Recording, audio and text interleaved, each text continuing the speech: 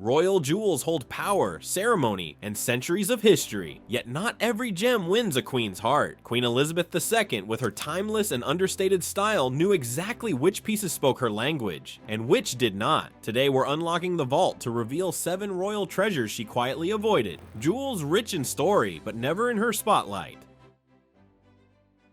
The Kent Amethyst Demi-Parure. There is a special kind of drama to deep purple amethysts. Royal, old world, and unmistakably theatrical. The Kent Amethyst Demi-Parure, a suite that includes a commanding necklace, matching earrings, several brooches, and a pair of hair combs, looks like a consort's coronation gift. It reads as a statement set in gold, glittering with large violet stones rimmed in diamonds, and when you see it, you understand why it became a showpiece in portraits and state photographs. And yet, for Queen Elizabeth II, the set never became a staple of her evening wardrobe. She wore the complete suite only on very rare, highly formal occasions. The full parure made headlines, state visits like Portugal, and a handful of anniversary events, yet even then she treated it as exceptional rather than familiar. Why? The explanation is part aesthetic, part superstition. Amethyst, long associated with mourning, penitence, and solemnity, carried the wrong emotional note for a sovereign who wanted jewelry to enhance presence, not to suggest sorrow. To her eye, the heavyweight purple read as too melancholic and too decorative. It felt more like a period costume than the quiet modernity she favored. Amethyst, yes, the gemstone for this month was not one of Her Majesty's favorite, although she had a couple of brooches that she wore quite frequently which featured the gem. She actually perhaps rejected a amethyst tiara that belonged to her grandmother, and also she has a amethyst necklace that she has only worn throughout her 70-year reign one single time. Why is that? And what can we learn about these amethyst pieces that existed and or no longer exist within the British royal? There is a second, quieter pattern here. The queen often kept single elements from larger sets, a brooch, a pendant, to retain a link to the family's past while discarding the more theatrical whole. The Kent Amethyst brooch, pared down and worn alone, provided the memory without the melodrama, so the parure remains in the vault as a testament to a taste that once mattered, worn only when history demanded it. The jewels themselves are magnificent, but magnificence is not always what a monarch needs to say. The Japanese pearl and diamond choker, Gerard Suite. Pearls were, for Queen Elizabeth II, a signature, the familiar long strands that framed her dresses for day after day, decade after decade. So when an imposing 4-strand pearl choker arrived as a diplomatic gift from Japan, set with a large, bold diamond clasp, it should have fit comfortably into the collection. Instead, it largely hovered at the edges of her rotation. 4-strand Japanese pearl choker, gifted by the Japanese government during her 1975 state visit, was crafted by Gerard and first worn in the 1980s. It has since been worn at numerous notable events, including the Queen's visit to Bangladesh in 1983 and Margaret Thatcher's 70th birthday. The choker's problem was not value. Its craftsmanship and provenance were indisputable. Pearls from the Pacific mounted in a bold choker formation and paired with a matching bracelet made for an elevated and uniquely ceremonial set. The aesthetic clash happened in silhouette. A choker sits high, cutting the neckline short and creating a contained, sometimes aggressive look. Queen Elizabeth's stage was one of long lines, the soft fall of collar into strand, and anything that shortened that silhouette felt awkward on her. She preferred necklaces that extended, that moved and softened the collar, rather than pieces that stopped precisely where the collar began.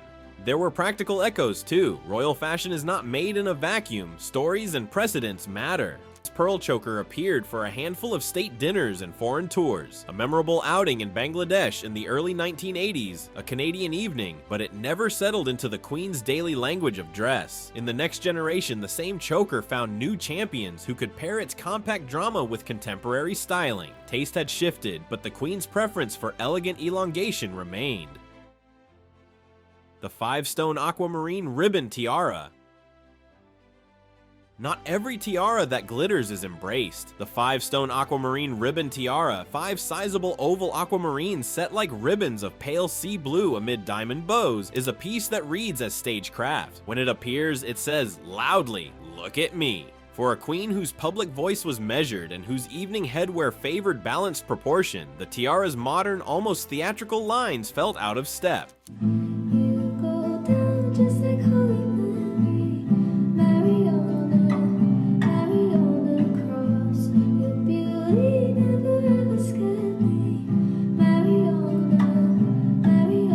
tiara's provenance is a little mysterious compared with the tightly documented coronation jewels. It surfaced into public view mid-century and made one conspicuous outing on Queen Elizabeth during a Canadian state banquet in 1970. After that single major appearance, it all but disappeared from her rotation. Why? The Queen prized continuity and a certain timelessness. Pieces that looked experimental or faddish rarely appealed. The Aquamarine tiara was bold, and boldness can be a virtue, but only if it reads as part of the person wearing it.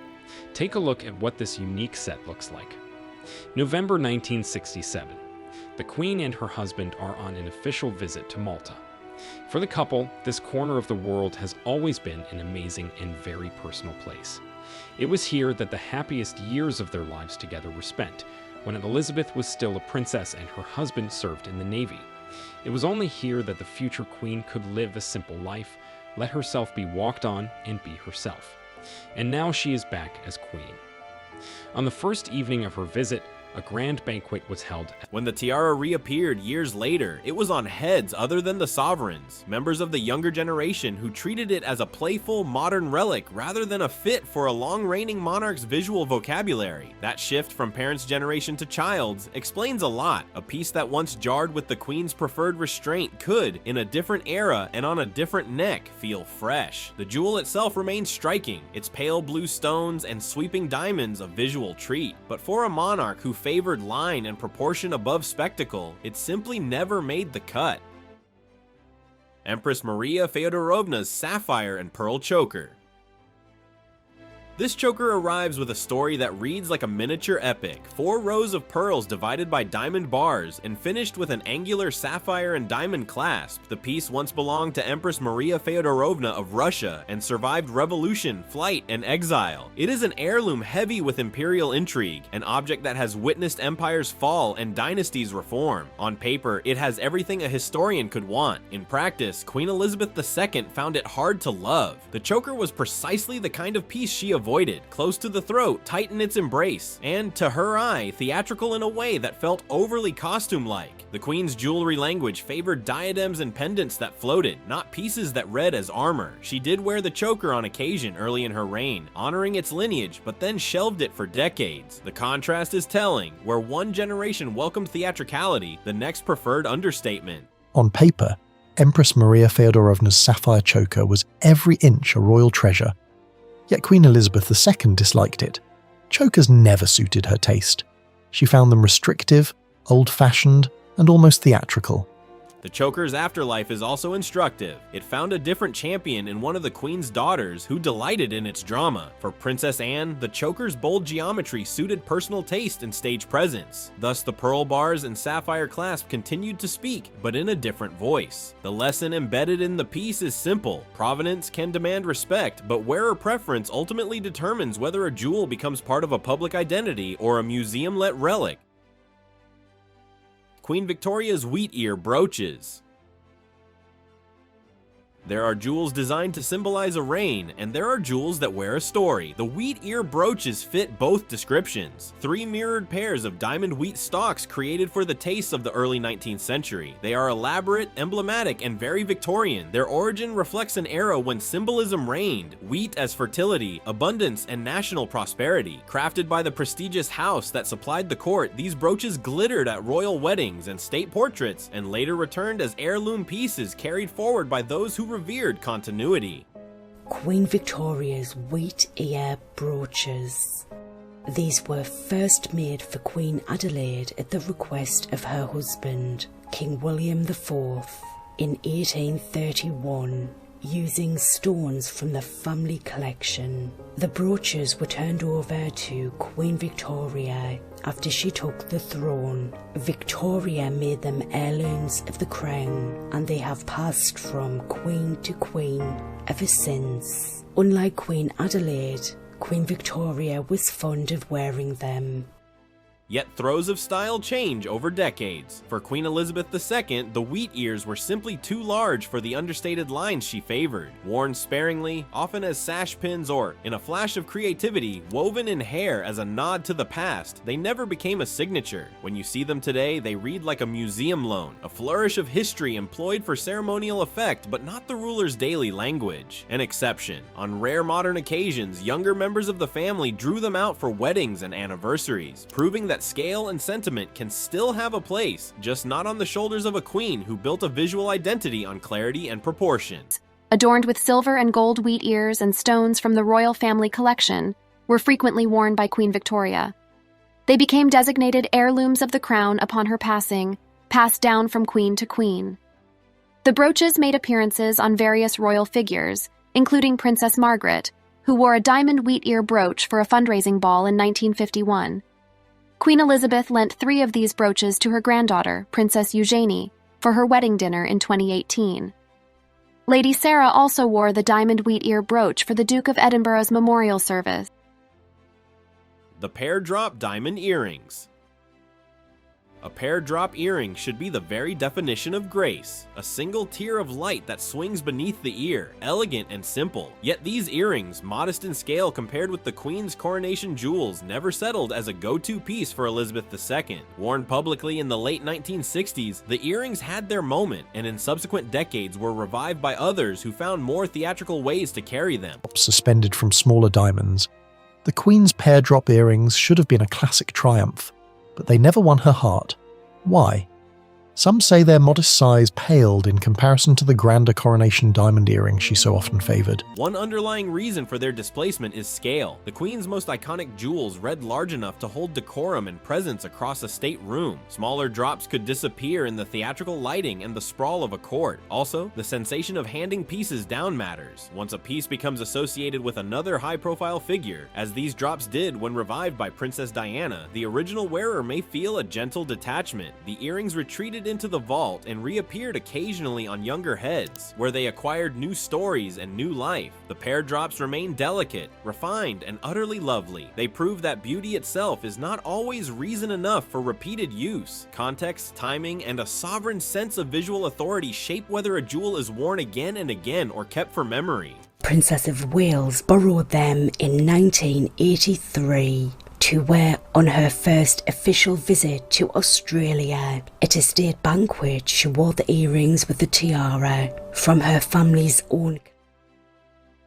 The Queen Mother's Cartier bandeau, 5 Cartier bracelets as a tiara. Finally, a jewel that tells a story of changing taste. The Cartier bracelets that could be stacked, looped, and mounted as a bandeau were the very picture of roaring 20s glamour. The Queen Mother loved them, stacking bracelets, mounting them, and wearing them as a bold Art Deco statement across stage and portrait alike. They are the kind of jewelry that announces itself before the wearer arrives. The Cartier bracelet bandeau dazzled as a choker-like tiara made from 5 Art Deco diamond bracelets. Yet for all its brilliance, Queen Elizabeth disliked them. Her daughter, Queen Elizabeth II, inherited that same treasure chest and with it a very different set of expectations. The younger queen's aesthetic, clean diadems, controlled sparkle seldom found a match in the bracelet's restless exhilaration. She wore them as a tiara only a handful of times and otherwise preferred to keep the presentation singular, 1 or 2 bracelets at a wrist, never the full 5 stacked into a crown of light. The bracelets, in other words, belonged to an earlier era's appetite for theatrical display, while Elizabeth's eye had moved to a quieter majesty. Taste is cyclical, and objects move in and out of fashion. In recent years, those same Cartier pieces have re-emerged in modern settings, on new heads, and at contemporary events, proving that context can restore a jewel's relevance. A piece that felt too loud for one monarch may well become emblematic for another. The bandeau's history is a portrait of how personal style determines the life of an object as much as its provenance. Jewels do more than dazzle. They speak of history, of obligation, and of the person who chooses to wear them. For Queen Elizabeth II, the language of jewels was simple: clarity over clutter, proportion over spectacle, and a certain loyalty to understated dignity. The 7 pieces we've explored reveal that even the most storied gems can be out of step with a wearer's temperament. Some were gifted, some escaped revolutions, some were made for a previous century's eye, but none, in the end, changed the Queen's mind about what her jewelry should say. Which of these did you find the most surprising?